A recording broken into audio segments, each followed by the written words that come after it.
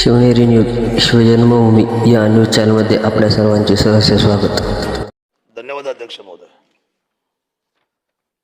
महाराष्ट्र राज्याच्या मुख्यमंत्री महोदयांनी या वर्षीचा अर्थसंकल्पीय बजेट जे आहे 26-27 ते आपल्या समोर ठेवलेलं आहे. अध्यक्ष महोदय, मला अतिशय अभिमानाने सांगावंसं वाटतं की आपले मुख्यमंत्री आणि दोन्ही उपमुख्यमंत्री हे अतिशय मुत्सद्दी आहेत, हुशार आहेत, जबाबदार आहेत आणि खरं तर 60 वर्ष काँग्रेसला लागली. 60 वर्षाच्या काँग्रेसच्या राजवटीला अतिशय भरभक्कम असा महाराष्ट्राला पुढे नेणारा सर्वदूर असा सर्वव्यापी आर्थिक बजेट मुख्यमंत्र्यांनी सादर केलंय. अध्यक्ष महोदय, ही काही जादूची काठी तर नाहीये. 60 वर्षामध्ये अतिशय आपल्या भारताला गरिबी दारिद्र्याखाली म्हणणारा भारत, कुठल्याही परदेशी माणसाने यावं भारतामध्ये सांगू की भारताला आम्ही गरिबी बघायला आलोय, भारताची गरिबी पाहायला आलोय, अशी मस्करी करणारा या लोकशाहीची थट्टा होत असताना आज मात्र सर्वव्यापी सर्वदूर सर्व लोकांना बरोबर घेऊन जाण्यासाठी महाराष्ट्राचं जे वेगवान बजेट जे अध्यक्ष महोदय मुख्यमंत्र्यांनी मांडलंय त्याचं कौतुक मी करतोच. पण हे होत असताना आज सभागृहामध्ये आमचे नेते, पुणे जिल्ह्याचे पालकमंत्री आणि राज्याचे नेते स्वर्गवासी अजितदादा पवार, आज अजितदादा पवार असते तर बजेट त्यांनीच मांडलं असतं, पण ते नाही. ते नसताना मात्र देवेंद्रजींना ही जबाबदारी स्वीकारावी लागली. मी अजितदादांना पुन्हा एकदा सहृदयी भावपूर्ण आदरांजली व्यक्त करतो. अध्यक्ष महोदय, खरं तर जाती किडच संपली पाहिजे. माझ्या अगोदर एक सदस्य बोलले केवळ धर्म, केवळ जात. साहेब, जात आणि धर्माचा महाराष्ट्राचा विषय राहिला कुठे? हा छत्रपती शिवरायांचा हा हिंदुस्थान, हा छत्रपती शिवरायांचा महाराष्ट्र आणि जाती धर्मामध्ये विभाग जातोय आपण वारंवार. काय चाललंय या सभागृहामध्ये? काय आदर्श, काय पोहोचवणार आहे आपण 14 कोटी जनतेसमोर? आर्थिक विश्लेषणावर बोला ना. आज बजेटचा विषय आहे, शिक्षण आहे, पाणी आहे, रस्ते आहेत, इन्फ्रास्ट्रक्चर आहेत, उद्योग आहे, कामगार आहे, रोजगार आहे. या सगळ्या बाबतीचं विवेचन इथं होणार आहे की नाही होणार आहे? मला असं वाटतं की आता आपल्याला मतदान करणारा मतदार ऐकतोय आपल्या सर्वांना या सभागृहातून. ईच अँड एव्हरी पर्सन, प्रत्येक माणसाला. मग अशा परिस्थितीमध्ये या बजेटच्या बाबतीमध्ये आपण ज्या पद्धतीने या बजेटला सामोरं जायला पाहिजे त्याच्यामध्ये मला महाराष्ट्राची आपली जबाबदारी आहे. महाराष्ट्र मेले तर राष्ट्र मेले. मराठा विना राष्ट्र गाडला चाले. मराठा म्हणजे कोण? जो महाराष्ट्रात जातो तो सर्व जाती धर्मीय, तो सगळा मराठा. त्यामुळे खरा वीर वैर पारधन्यतेचा महाराष्ट्र आधार या भारताचा. मला सांगावं लागेल अध्यक्ष महोदय, माझा तालुका हा जुन्नर तालुका आहे, जिथे छत्रपती शिवाजी महाराजांचा जन्म झाला. आणि या तालुक्याला 19 फेब्रुवारी या दिवशी महाराष्ट्राच्या मुख्यमंत्र्यांना आणि कॅबिनेटच्या सर्व लोकांना राजशिष्टाचाराप्रमाणे शिवनेरीवर यावंच लागतं. जुन्नर तालुका हा महाराष्ट्र राज्यातील एक पर्यटन तालुका म्हणून राज्य शासनाने त्या ठिकाणी अधोरेखित केला, GR काढून डिक्लेअर केला. आणि हा 7 वर्ष झालेला हा तालुका पर्यटन याचा DPR होणं अतिशय काळाची गरज आहे. एक महाराष्ट्राचा मॉडेल तालुका कसा असावा? 5 धरणं आहेत, अतिशय चांगलं वातावरण आहे. त्यावेळेच्या ग्लिबन रॉबर्ट नावाच्या एका गव्हर्नरने लिहून ठेवलं होतं की जर भारतातली सगळ्यात चांगली हवा जर प्यायची असेल तर सह्याद्रीच्या जुन्नर मध्ये आपण आलं पाहिजे. याचा अर्थ जुन्नरला पाहण्यासाठी आणि जुन्नरला पर्यटनाची उंची देण्यासाठी मी मुख्यमंत्र्यांना निवेदन करतो. जसं तुम्ही अष्टविनायकाचे रस्ते केले, बेल्ला जेजुरी केला, हा तालुका पर्यटन केला. आज तिथे सर्वात जास्त लेण्या ह्या भारतातल्या महाराष्ट्रामध्ये आहे, म्हणजे जुन्नर तालुक्यामध्ये आहे.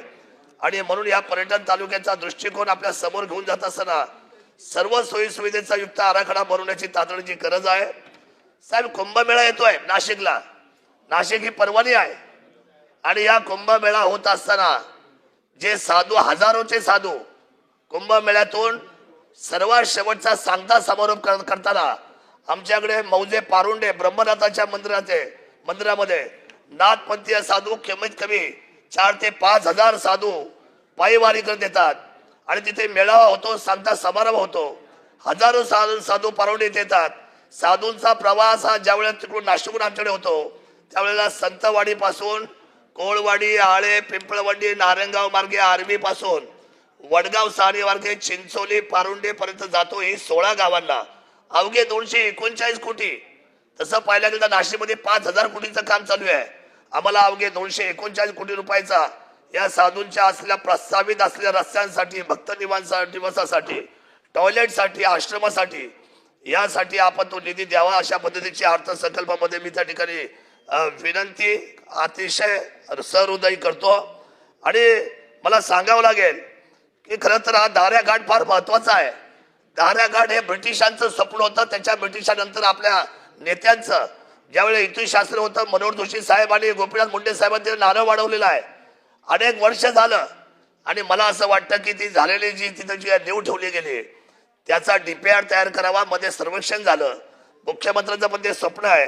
शेजारी आमच्या शिवनेरीच्या बाजूला भीमाशंकर त्या आराखड्यामध्ये आम्हाला समावेश करण्यात द्यावा जेणेकरून पर्यटन सोपं होईल. दाऱ्या घाट जर आपण उभा केला तर मुंबईच्या असतील, मुंबई आम्हाला जवळ आहे, पर्यटन वाढीला लागेल. रोजगाराचा विषय माझ्या गरीब जनतेचा म्हणजे आदिवासीच्या सह्याद्रीच्या रांगेमध्ये 75 वर्ष ते वाट पाहतायत. त्यांच्या जमिनीवर धरणं झाली पण आज मात्र त्यांचं आयुष्य मेटाकुटीला आलेलं आहे. तिथं बुडीत बंदराची पण सोय नाही. खरं तर धरणं झाली पण धरणाचा जो काही एक स्पेस ठेवायला पाहिजे होता त्यांच्या जनावरांसाठी, पिण्याच्या पाण्यासाठी, पण तिथे ते त्यांचं स्वतःचं पाणी आरक्षण केले नाही दत्ता मामा. ही अतिशय गंभीर बाब आहे. आणि मला असं वाटतं इथं ग्रामविकास मंत्री बसलेले आहेत. आपण सगळ्यांनी जर हे निवेदनचं सुस्पष्टपणे आपल्या कॅबिनेटमध्ये जर ठेवलं तर महाराष्ट्र राज्याच्या धरणाच्या ठिकाणी बुडीत बंदर जर आपण ठेवले तर सर्व आदिवासी बांधवांना न्याय मिळाला जाईल अशी माझी त्या ठिकाणी भूमिका आहे. साहेब आता काय परिस्थिती आहे इराणच्या युद्धामुळे? ठीक आहे, इराणचं युद्ध, अमेरिकेचं युद्ध, इस्रायलचं युद्ध हा त्यांचा भाग आहे. पण आज परिस्थिती अशी आहे, आम्ही पिकवलेला शेतकऱ्यांनी माल घामाने कष्टाने, अध्यक्ष महोदय, आपण ग्रामीण भागातून येतो अध्यक्ष महोदय, आपल्याला माहिती आहे अध्यक्ष महोदय की आज शेतकऱ्यांचे सगळे जे काही शेतपीक आहेत ते सगळे उभे आहेत, हार्वेस्टिंग झालेले आहेत. द्राक्ष असू द्या, आंबा असू द्या, केळी असू द्या, कापूस असू द्या, सगळे शेतीतले जेवढे काही उत्पन्न आहेत ते आज माती मोल झालेले आहेत. माझी विनंती शासनाला एवढीच आहे, मंत्री महोदय महत्वाचे दोन्ही मंत्री दत्ता मामा आणि आमचे गोरे साहेब बसले आहेत.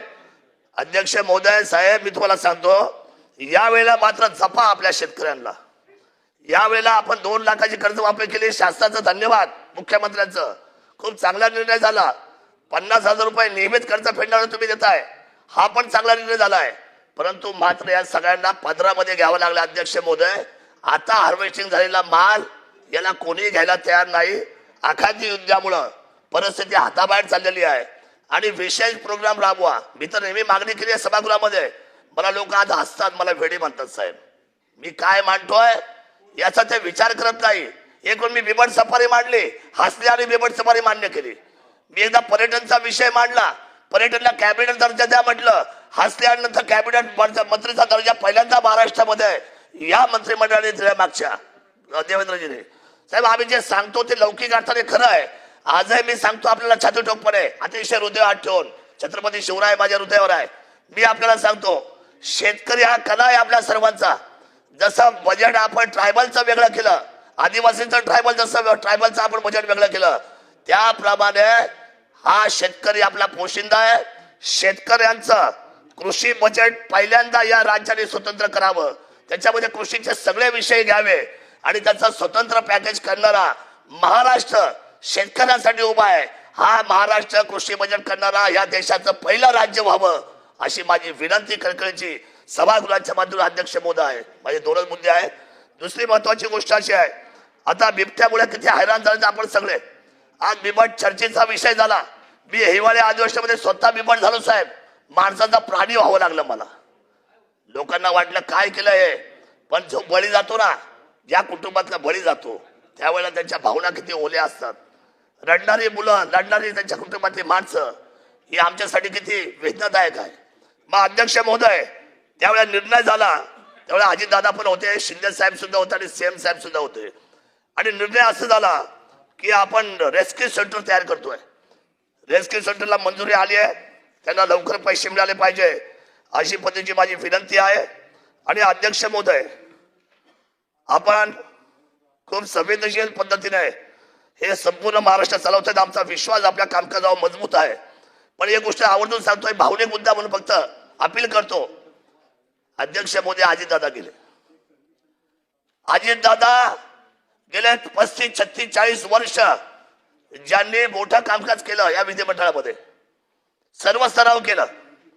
माझी विनंती एवढीच आहे, ते माझे पुणे जिल्ह्याचे नेते होते, महाराष्ट्राचे नेते होते, पक्ष पार्टी. आता आपण आयलास मध्ये बसलोय, पण एक गोष्ट सांगतो आवर्जून, या विधान भवनाच्या कक्षेमध्ये 11 वेळा बजेट मांडले त्यांनी. विधान भवनाच्या परिक्षेत्रामध्ये दत्ता मामा, आपण कॅबिनेटमध्ये हा निर्णय घ्या.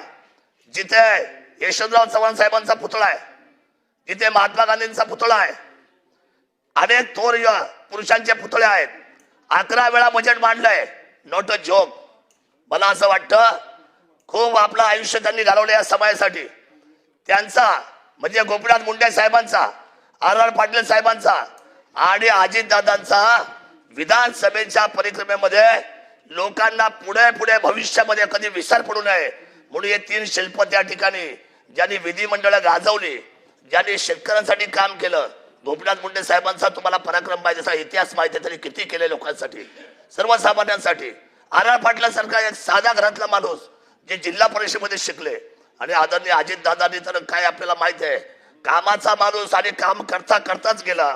त्यामुळे या विधिमंडळाच्या व्यवस्थेमध्ये त्यांची शिल्पतीन उभी राहावे असा अर्थसंकल्पाच्या बजेटमध्ये मानतो. आणि हे मांडत असताना शेवटचं एक ब्रँड वाक्य सांगतो. इथे महापुरुष आहेत, पंडित जवाहरलाल नेहरू, महात्मा गांधीजी, महात्मा ज्योतिबा फुले साहेब आहेत, छत्रपती शिवाजी महाराज आहेत, लोकमान्य टिळक साहेब आहेत, बाबासाहेब आहेत. साहेब, खरा इतिहास आपण, मी ज्या वेळेला गेलो दिल्लीला मागे 3 वर्षापूर्वी, जसं मी लंडनला जाऊन आलो, बाबासाहेब तिथं शिकले, तिथं मी जवळ दिवसभर होतो. अध्यक्ष महोदय, खेदाची बाबी आहे, सरदार वल्लभभाई पटेल लोहपुरुष या माणसामुळे, एका माणसामुळं तर पंतप्रधान व्हायचे योग्यतेचे होते सरदार वल्लभभाई पटेल. पण मोठं राजकारण झालं, गांधी नेहरू दोघं जण एकत्र आले आणि त्या खुर्चीवर सरदार वल्लभभाईंच्या ऐवजी पंडित नेहरू साहेबांचं नाव पुढे आलं. ठीक आहे, आम्हाला आदर आहे नेहरू कुटुंबाबद्दल, पण अध्यक्ष महोदय व्याकुलतेने सांगतो, सरदार वल्लभभाई पटेल नसते तर आज भारताच्या नकाशावर काश्मीर दिसला नसता. आणि या काश्मीरच्या बाबतीमध्ये फार महत्वाचा लढा आदरणीय सरदार वल्लभभाई पटेल साहेबांनी दिलाय. सभागृहाच्या वतीने आणि तमाम असलेल्या भारतीयांच्या वतीने मी महाराष्ट्र सध्यामध्ये आज विनंती करतो की सरदार वल्लभभाई पटेल यांचं तैलचित्र इथं उपस्थित करावं अशी आग्रहाची विनंती करतो. आणि